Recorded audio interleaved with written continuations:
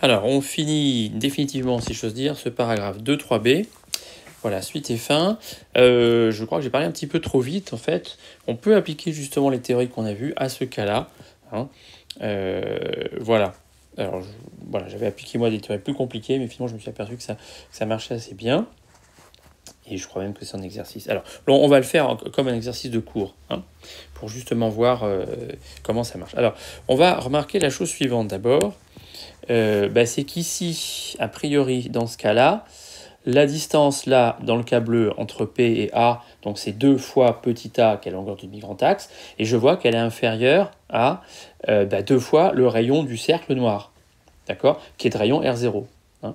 Donc dans ce cas-là, hein, dans le cas où la vitesse est faible, le demi-grand axe est petit, et on a en fait exactement A inférieur à R0. D'accord.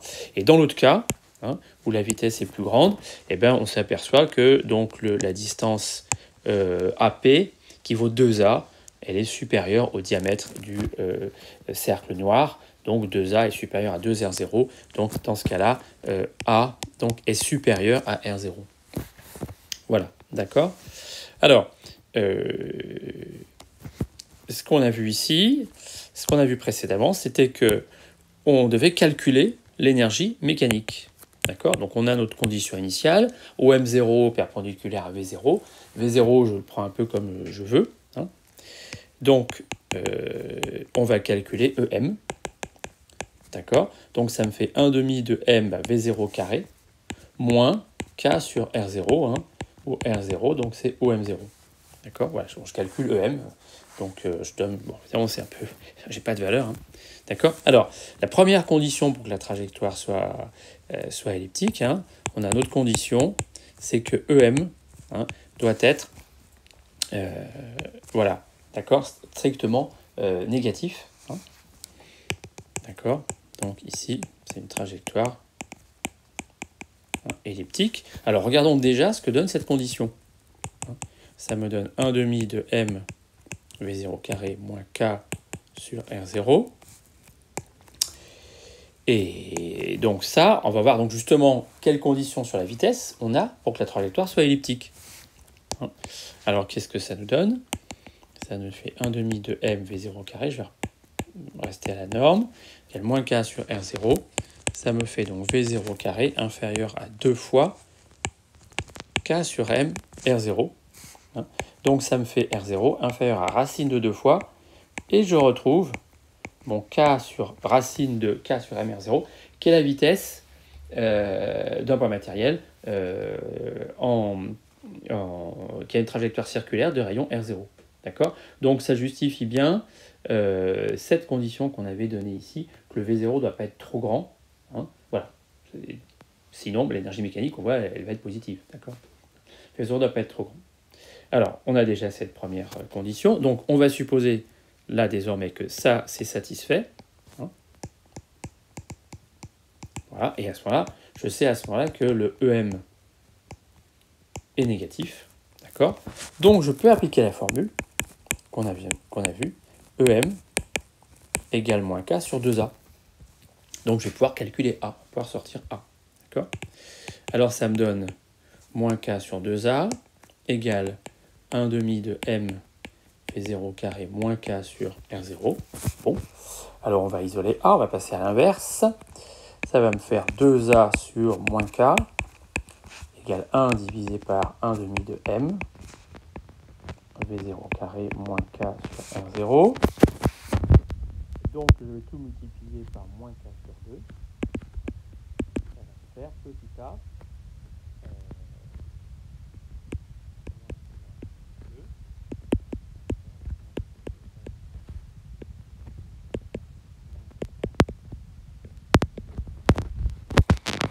Donc ça va me faire A égale, alors on va changer de signe, 1 demi, d'accord, et puis on va diviser haut et bas par K. Donc là je vais mettre 1, je vais changer de, j'ai multiplié en fait haut et bas, alors je vais multiplier déjà par moins 1, hein, et puis je vais diviser par K haut et bas, ça va faire 1 sur R0 moins 1 demi de M V0 carré, donc divisé par K. Ok, je divise par K, je multiplie par moins 1 haut et bas, et le 1,5 qui est là, c'est celui-là. D'accord. Voilà, alors sous quelle forme je vais mettre ça? A, c'est la dimension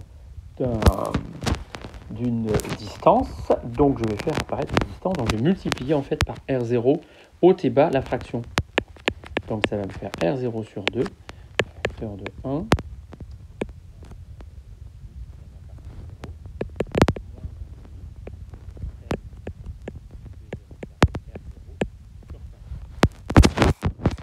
Donc voilà.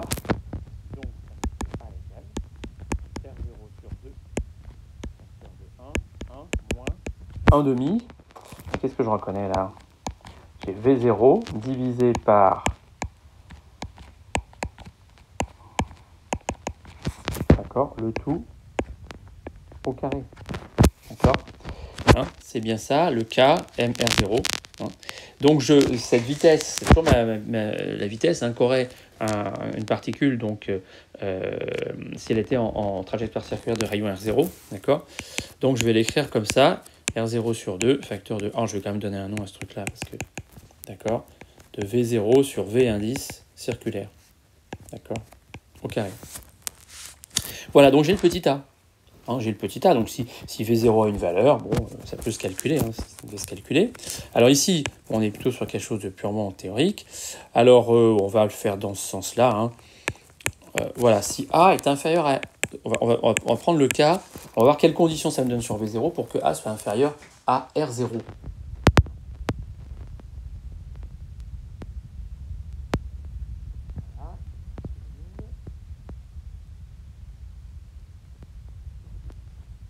Alors, qu'est-ce que ça nous donne? Ça nous donne la chose suivante. R0 sur 2, donc le petit a, 1, facteur de 1 moins 1 demi.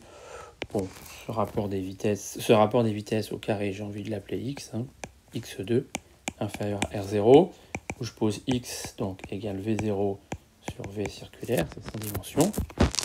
Voilà, qu'est-ce que ça me donne? Alors, ça, donc je sais d'ores et déjà hein, que tout ça, c'est bien positif.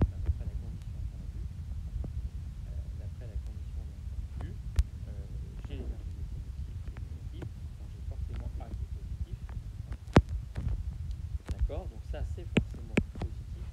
Ok, donc je peux passer à l'inverse, hein, sans problème. Et donc voilà, donc je passe à l'inverse en... alors on va simplifier par R0. Voilà, et puis on va passer à l'inverse. D'accord.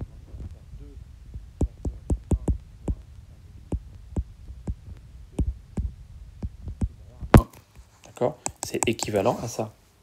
D'accord, on a équivalent en passant à l'inverse de deux nombres positifs. Hein.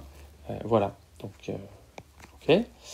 Bon, alors ça me fait quoi ça? Ça me fait 1 moins 1 demi de x2 supérieur alors à 1 demi. D'accord. Donc ça me fait 1 moins 1 demi, ça me fait 1 demi inférieur à 1 demi de x2. Donc tout ça c'est toujours équivalent. D'accord. Et ça me fait... ça ne veut pas monter. Et ça me fait donc x2 inférieur à 1, c'est-à-dire donc x inférieur à 1, c'est-à-dire v0 inférieur à v circulaire. Voilà, tout ça, c'est toujours à chaque fois, c'est des équivalences. Hein.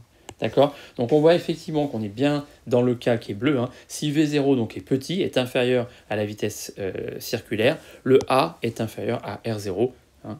Voilà, donc c'est bien ce que je vous avais dit. Hein. Voilà, hein, dans le cas bleu, donc, si V est inférieur à vitesse circulaire, c'est racine de K sur MR0, alors le A est inférieur à R0. D'accord. Alors évidemment, dans l'autre cas, bon, comme on a procédé par équivalence, à ce moment-là, hein, si A bien sûr est supérieur à R0, c'est équivalent à dire que V0 est supérieur à V circulaire. Voilà, et bien, apparemment je suis au bout de la page là. Ça, on n'a pas l'air de vouloir monter plus. Bon, ok, et bien, ça s'arrête comme ça. Très bien. Voilà, ben, c'est la quatrième et dernière vidéo.